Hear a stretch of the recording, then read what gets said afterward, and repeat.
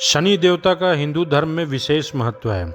शनि को न्याय का देवता और इंसान के उसके अच्छे बुरे कर्मों का फल देने वाला देवता माना जाता है। इस सृष्टि में 9 ग्रह होते हैं। कहते हैं अगर शनि देव आप पर प्रसन्न हैं तो सारे ग्रह आपके अनुकूल हो जाते हैं, आपको शुभ फल देते हैं, और अगर शनि देव रुष्ट हैं आपसे तो जीवन में भूचाल ला देते हैं। शनि देव के इस गुण के कारण मानव और देवता सभी उनसे भय खाते हैं। कहा जाता है कि व्यक्ति यदि भूलवश भी कोई गलती कर दे तो वह शनि देव के दंड के विधान से बच नहीं पाता है। यही कारण है कि हर व्यक्ति चाहता है कि उसकी कुंडली में शनि की स्थिति ठीक रहे और उसे शनि दोष से पीड़ित ना होना पड़े। लेकिन एक बार शनि देव को स्वयं श्राप का भागी बनना पड़ा था। शनि देव को उनकी पत्नी द्वारा ही श्राप दिया गया था। इस श्राप ने आज तक शनि देवता का पीछा नहीं छोड़ा, जिस कारण वे सिर झुकाकर चलते हैं। दोस्तों, वीडियो शुरू करने से पहले यही रिक्वेस्ट करूंगा कि इस वीडियो को बिना फॉरवर्ड किए पूरा देखिएगा, क्योंकि आज मैं ऐसी कई जानकारियां दूंगा जो शायद आपको पता ना हो। वीडियो थोड़ी लंबी होगी, लेकिन मेरा दावा है कि ये वीडियो आपके लिए बहुत ही उपयोगी होगी। और हाँ, प्लीज़ मेरे चैनल को सब्सक्राइब और वीडियो पर कमेंट और लाइक भी कर दीजिएगा। चलिए वीडियो को शुरू करते हैं। भगवान सूर्यदेव की 2 पत्नियां थीं, संज्ञा और छाया। शनिदेव का जन्म सूर्यदेव और उनकी पत्नी छाया से हुआ था। शास्त्रों के अनुसार जब सूर्यदेव की पत्नी संज्ञा अपनी पति की तेज तपिश को सहन न कर सकी तो उन्होंने अपनी छाया को अपने स्थान पर छोड़ दिया और खुद तपस्या करने चली गई। छाया ने सूर्यदेव के साथ रहते हुए शनिदेव को जन्म दिया। कहते हैं कि जब शनिदेव का जन्म हुआ तब उनकी दृष्टि से सूर्यदेव का तेज फीका पड़ गया। सूर्यदेव को यह देखकर आश्चर्य हुआ और उन्होंने शनिदेव को स्वीकार नहीं किया। इस कारण से शनिदेव को अपने पिता से कभी विशेष प्रेम नहीं मिला और उन्होंने हमेशा कठिन परिस्थितियों का सामना किया। ब्रह्म पुराण के अनुसार शनिदेव श्री कृष्ण के बहुत बड़े भक्त थे। वे अपना ज़्यादातर समय श्री कृष्ण की उपासना में ही व्यतीत करते थे। शनिदेव का विवाह चित्ररथ की कन्या से हुआ। शनिदेव की पत्नी परम सती साध्वी, पतिव्रता और तेजस्विनी थी। शनिदेव की पत्नी को एक बार संतान प्राप्ति की इच्छा हुई। इसके लिए वह शनिदेव के पास पहुंची, लेकिन शनिदेव कृष्ण भक्ति में लीन थे। पत्नी के खूब प्रयास के बाद भी शनिदेव का ध्यान भंग नहीं हो पाया।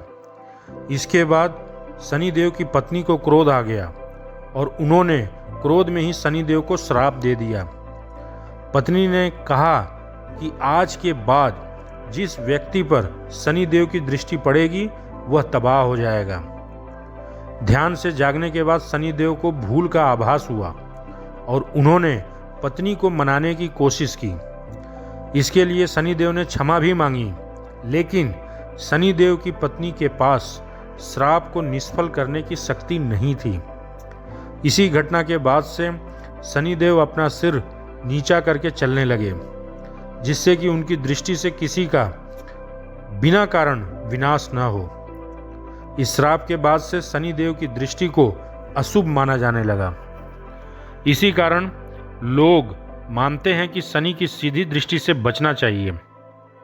लेकिन यह भी माना जाता है कि शनिदेव की दृष्टि से डरने के बजाय अपने कर्मों को सुधारने और न्याय के मार्ग पर चलने से उनके प्रकोप से बचा जा सकता है। शनिदेव की गिनती 9 ग्रहों में होती है। उनकी दृष्टि को बेहद शक्तिशाली और कठोर माना जाता है। वह व्यक्ति के कर्मों के अनुसार फल देते हैं। शनिदेव न्याय के प्रतीक हैं और उनका कार्य लोगों को उनके कर्मों के अनुसार दंड या पुरस्कार देना है। इसलिए शनिदेव को कर्मों का राजा भी कहा जाता है। मान्यता है कि यदि किसी व्यक्ति के जीवन में शनि की 7.5 या ढैया का प्रभाव हो तो वह कठिनाइयों का सामना करता है, लेकिन अगर शनि प्रसन्न हो जाएं तो वे उस व्यक्ति को अनंत सुख और समृद्धि प्रदान करते हैं। शनिदेव का महत्व उनके न्यायप्रिय स्वभाव में निहित है।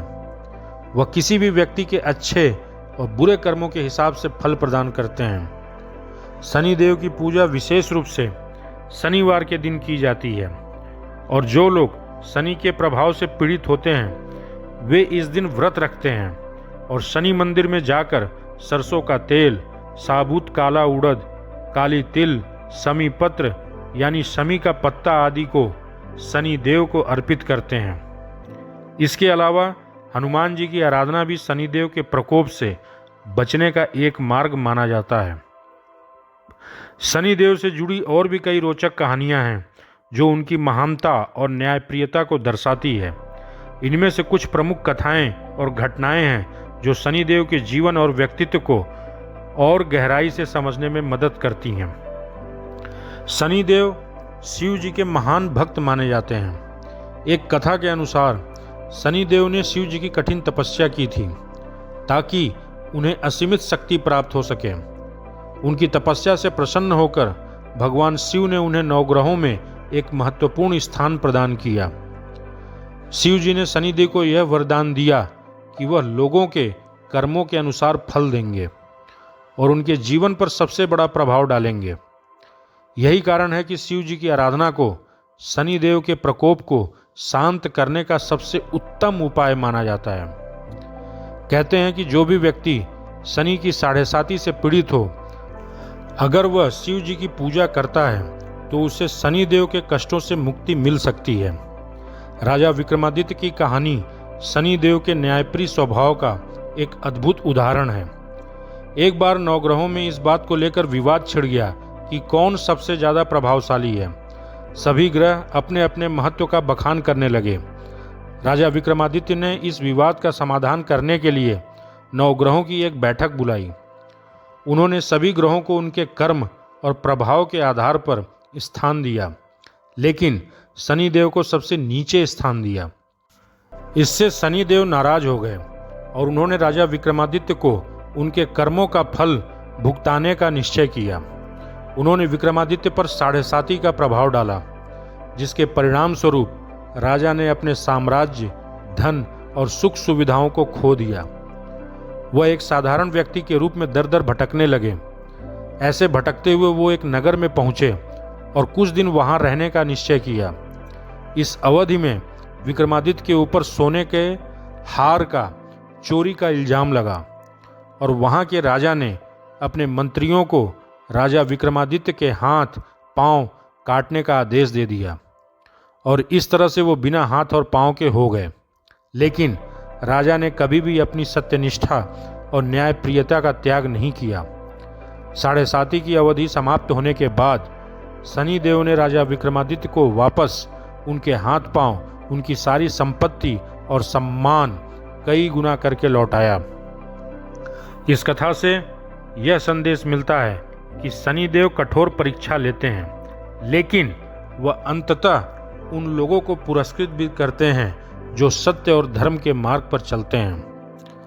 हनुमान जी और शनिदेव के बीच एक प्रसिद्ध कथा है जिसमें दिखाया गया है कि हनुमान जी की भक्ति से शनिदेव भी प्रसन्न हो जाते हैं। यह कथा रामायण काल की है, जब हनुमान जी माता सीता की खोज में लंका गए थे। उसी समय शनिदेव ने हनुमान जी की परीक्षा लेने का निश्चय किया।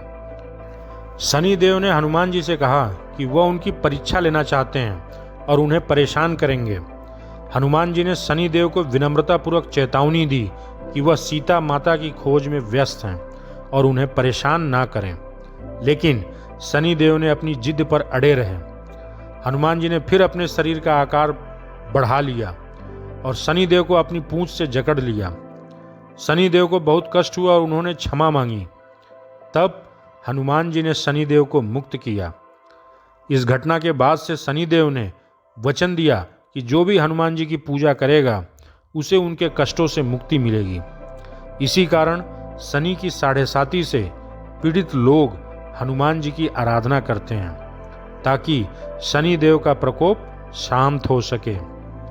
कहते हैं कि हनुमान चालीसा का पाठ करने से शनि देव का प्रकोप कम होता है। इस कथा के अनुसार जब शनि देव ने रामायण काल में हनुमान जी की परीक्षा ली तो उन्हें हनुमान जी की शक्ति का अनुभव हुआ और उन्होंने यह वचन दिया कि जो भी भक्त सच्चे मन से हनुमान चालीसा का पाठ करेगा उसे शनि की साढ़ेसाती और ढैया के कष्टों से छुटकारा मिलेगा।